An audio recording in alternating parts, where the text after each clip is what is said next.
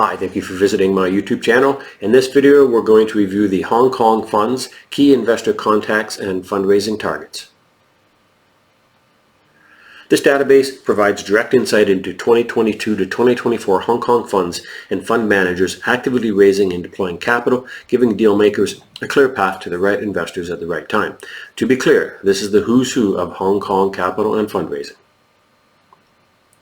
So the Ultimate Institutional Investor Database, it's a rare database of institutional grade investors sourced from my exclusive database of over 400,000 global capital professionals. Now, for the first time ever, this powerful resource is available to help you access capital like ever before. If you tried to find databases for smaller sectors, smaller countries, or regions, it's very hard because you generally have to subscribe to a very large database that could cost tens of thousands of dollars. What I've done is I've combined 3 institutional grade databases to equal the type of contacts and data and research that you're going to need if you're looking for smaller databases at smaller reduced prices.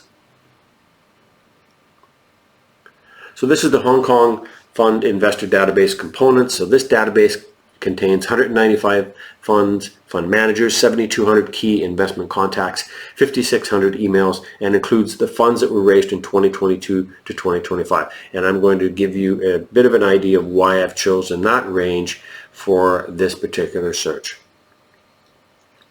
Key database fields. You're going to see the spreadsheet coming up in just a bit, but it includes contact names, titles, investor type, location and geographic preference, the website, email, sector specialization, investment strategy, and fund descriptions.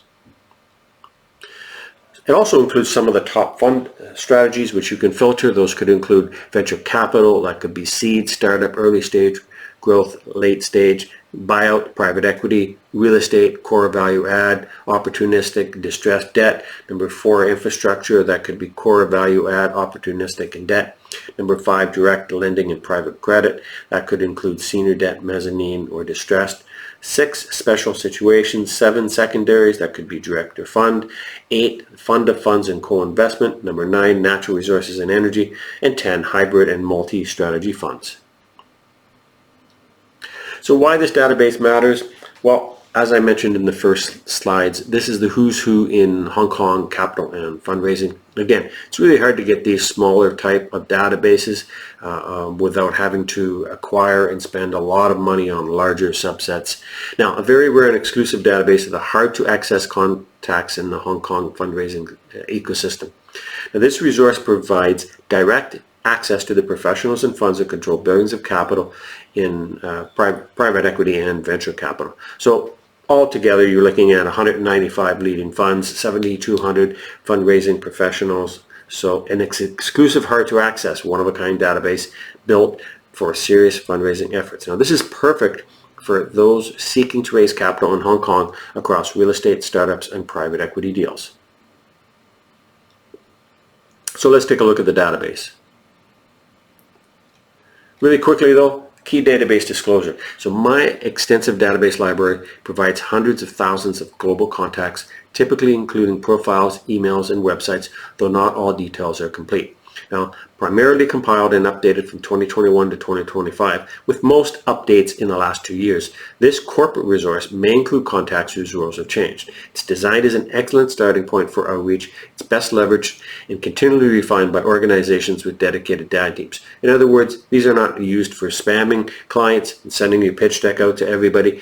This is for deep research so you can find out that refined database list of core contacts that you have a higher probability of getting funded depending on what your project is. So this database comprises a blend of individuals and companies, each with distinct investment criteria and operating conditions. So there's no guarantee your approach will be favorably received. Now note, this database is available to corporate or institutional grade groups only, no personal sales.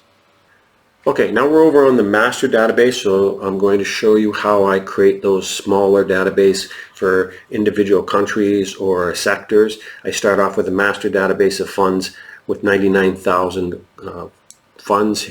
And if I go to the top, you can see that on the left-hand side, we've got name, we've got the background of the fund, and the inception date. Now this is a master database that has some historical funds raised, so it can go back as far as 2007. But when I do the individual filtering, I'm going to use 2022 and onward, and I'm going to describe to you why those are the best categories to take a look at.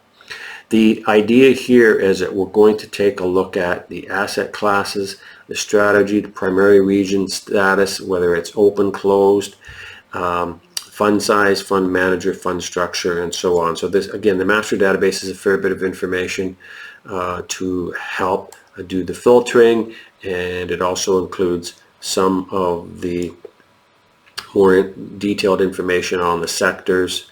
Now, what I do now is then I go to contacts. So you can see the contacts here, and they extend beyond just funds. So they could be private equity, they could be venture capital, they could be sovereign wealth funds, family offices, and so on. So there's 412,000 contacts. These are all the global contacts in the fundraising ecosystem. And you can see we've got the fund manager, firm type, the name, the position, asset class, email, and so on and so on. Okay, now we've taken a look at the master database, and now we're doing the filtering for Hong Kong. Now, as I mentioned, I'm only looking at 2022 and 2025. We're sitting here in the middle of 2025, so why have I decided only to look at 2022?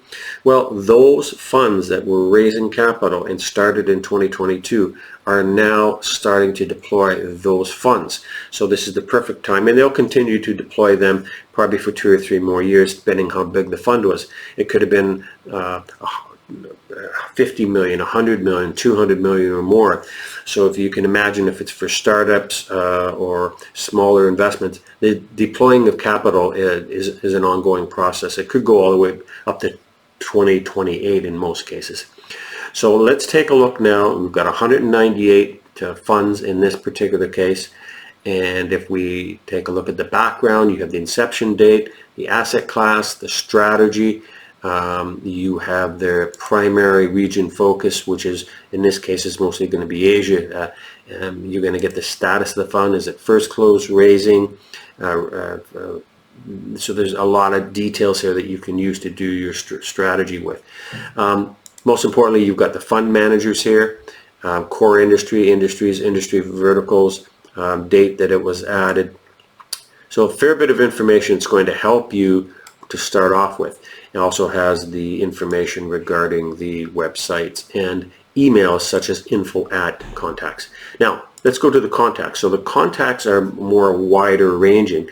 They're going to include not only funds, but they're going to include investment companies, private equity, venture capital. That's why you can see when we scroll down to the bottom, there's about 4,000 or so contacts. Actually 7,725 contacts in the Hong Kong screen, 5,600 emails. So what are you going to do if you don't have the email? Really simple. You just punch in their name into LinkedIn, and it's going to provide you with their contact details there. You can do direct outreach. So this is a great database for you to use if you're looking to raise funds in Hong Kong in 2025 and beyond. For more information, contact DubaiInvestorsList.com. That's DubaiInvestorsList.com. Please like, share, and subscribe.